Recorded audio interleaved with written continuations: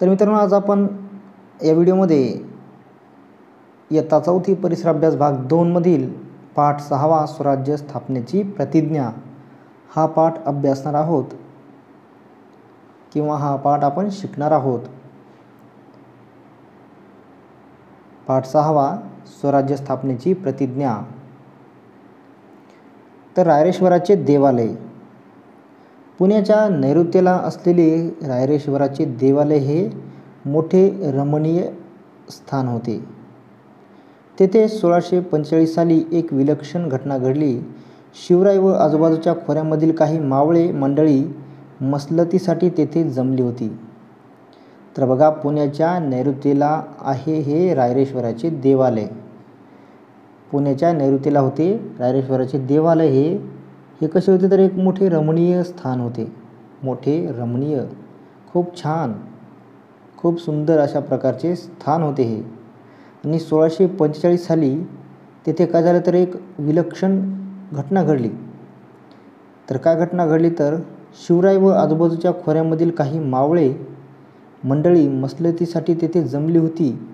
त्या किर्र अरण्यात झाडाझुडपांत लपलेल्या रायरेश्वराच्या देवालयात शिवरायांबरोबर कसले खलबत ते मावळे करत होते।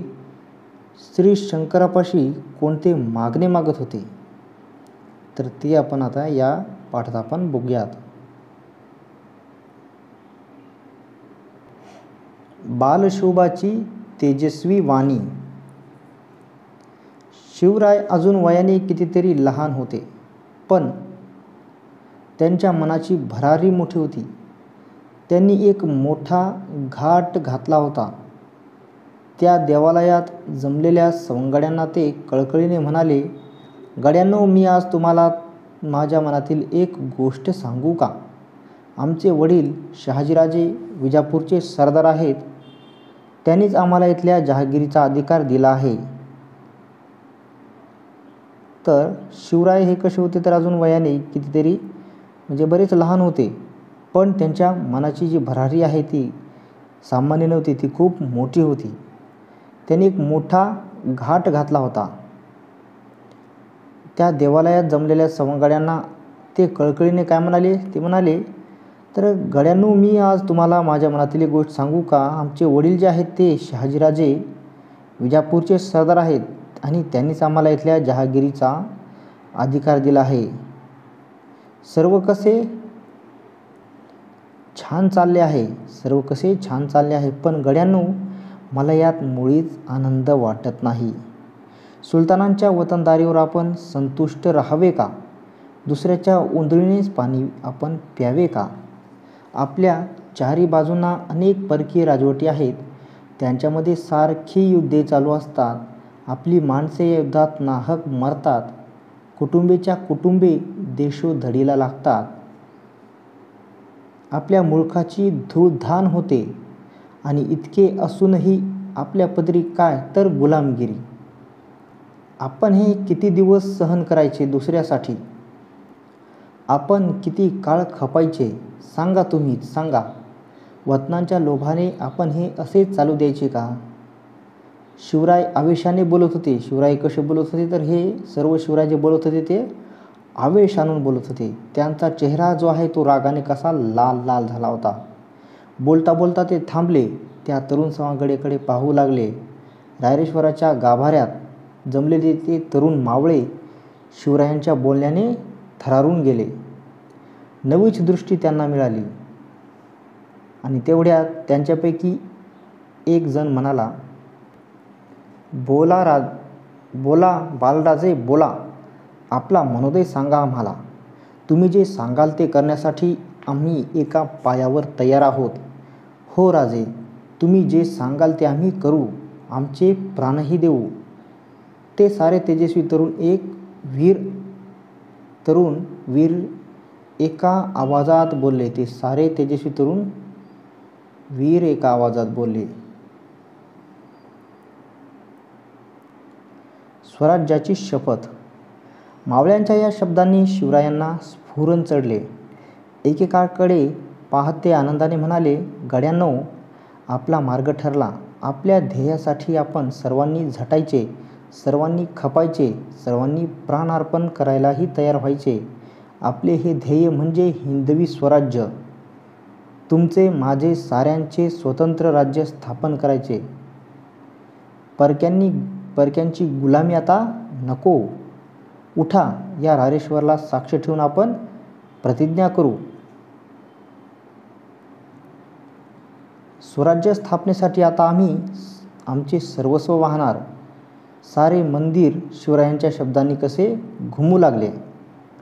हिंदवी स्वराज्याच्या रूपाने हे राज्य व्हावे असे श्रींच्या मनात आहे. श्रींचे मनोरथ आपण पूर्ण करूया. शिवराय शेवटी असे निश्चयाने बोलले. रायरेश्वराच्या देवालयातून सारे मावळे बाहेर पडले. ते स्वराज्याच्या अनाभाका घेऊनच. शिवरायांचे मन उच्चंबळून आले. ते पुण्यास येताच तडक लाल महालात मातोश्रीकडे गेले. घडलेला प्रसंग त्यांनी जिजाबाईंना सांगितला. त्या माऊलीला धन्य धन्य वाटले.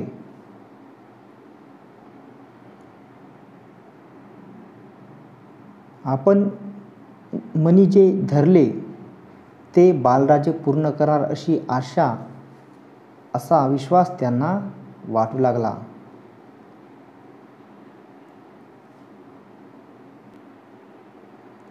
मावळ खोऱ्यातील जमवाजमव. शिवराय आपल्या नव्या उद्योगाला लागले. मावळ्यांना घेऊन ते तलवारीचे हात करू लागले. घोडदौड करावी, डोंगरांतील आडमार्ग शोधावे, खिंडी घाट चोरवाटा निरखाव्या, असा त्यांचा नित्यक्रम सुरू झाला. शिवरायांनी मावळ्यांची अंतःकरणे जिंकून घेतली. तरुण मावळे शिवरायांसाठी वेडे झाले. शिवरायांसाठी जगायचे, शिवरायांसाठी मरायचे असे ते मानू लागले. तर बघा मित्रांनो, शिवराय काय केलं, त्यांनी आता नव्या उद्योगाला सुरुवात केली. स्वराज्य स्थापनेच्या उद्योगाला सुरुवात केली. मावळ्यांना काय करले, मावळ्यांना घेऊन ते तलवारीचे हात करू लागले. त्यांना तलवारीचे प्रशिक्षण देऊ लागले. घोडदौड करावी, डोंगरांतील आडमार्ग शोधणे, खिंडी घाट चोरवाटा निरखून त्यांनी सर्व निरीक्षण केल्या. असा त्यांचा नित्यक्रम सुरू झाला. दररोज घोडदौड करणे, डोंगरातील आडमार्ग शोधणे हे त्यांचे दररोजचे काम सुरू झाले. आणि शिवरायांनी मावळ्यांची अंतःकरणे जिंकून घेतली. आणि जे काही ते तरुण मावळे होते, शिवरायांसाठी ते वेडे झाले. शिवरायांसाठी जगायचे, शिवरायांसाठी मरायचे असे ते मानू लागले. आणि आता शिवरायांच्या हालचालींना उधाण आले. समुद्राला भरती यावी तसे शिवरायांनी पुण्याभोवतीचे सर्व कोट किल्ले आपल्या सवंगड्यासह बारीक नजरेने न्याहाळले. चोरवाटा, भुयारे, तळघरे, दारुगोळा, हत्यारे आणि शत्रूंच्या फौजांची ठाणी यांची खडा माहिती मिळवली. मावळांतील सोबती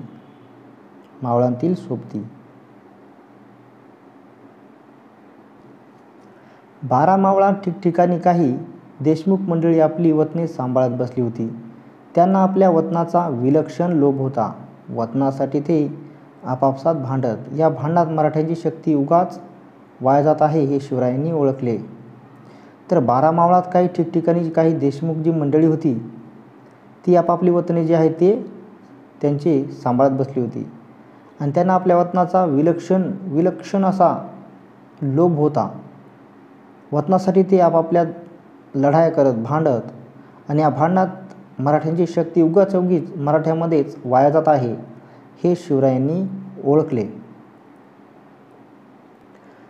तर या गोष्टीला आळा घालायचे शिवरायांनी ठरवले.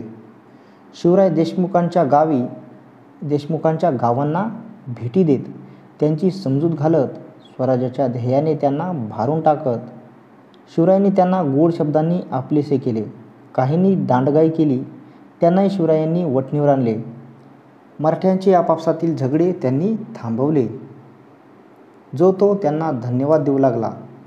मावळ खोऱ्यातील झुंजारराव मरळ, हैबतराव शिळमकर, बाजी पासलकर, विठोजी शितोळे, जेधे, पायगुडे, बांदल इत्यादी देशमुख मंडळी शिवरायांचा शब्दमान लागली. मावळांत स्वराज्याची घोडदौड सुरू झाली. शिवरायांची राजमुद्रा. शिवरायांच्या नावाने जहागिरीचा कारभार सुरू झाला होता. शिवरायांच्या नावाने जहागिरीचा कारभार सुरू झाला होता.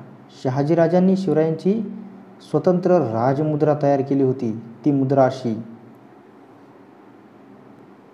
तर या पद्धतीने ती मुद्रा अशी असायची.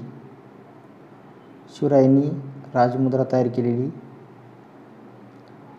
तर यावर लिहिलेले आहे, प्रतीपचंद्र लेखेव वर्धिष्णुर्विश्ववंदिता शाहसुनो शिवसैष्या मुद्रा भद्राय राजते. हे या मुद्रेवर लिहिलेले आहे आणि त्याचा अर्थ होतो, प्रतिपदेच्या चंद्रकलेप्रमाणे वाढत जाणारी आणि साऱ्या विश्वाला वंद्य होणारी अशी शहाजीराजांचा पुत्र शिवाजीराजे यांची राजमुद्रा लोकांच्या कल्याणासाठी आहे असे सांगणारी ती राजमुद्रा म्हणजे स्वराज्याच्या स्थापनेचा संकेतच होता. त्या काळात राजमुद्रा बहुधा फारसी या भाषेत कोरलेल्या असत. त्या काळामध्ये राजमुद्रा जास्तीत जास्त फारसी या भाषेमध्ये कोरलेल्या असत. पण शिवरायांची ही जी मुद्रा आहे ती संस्कृत भाषेत होती. स्वराज्य हवे तशी स्वभाषा हवी. स्वराज्य हवे तशी स्वभाषा हवी. स्वधर्म हवा, त्याबरोबरच दुसऱ्या धर्माचा द्वेषही नको.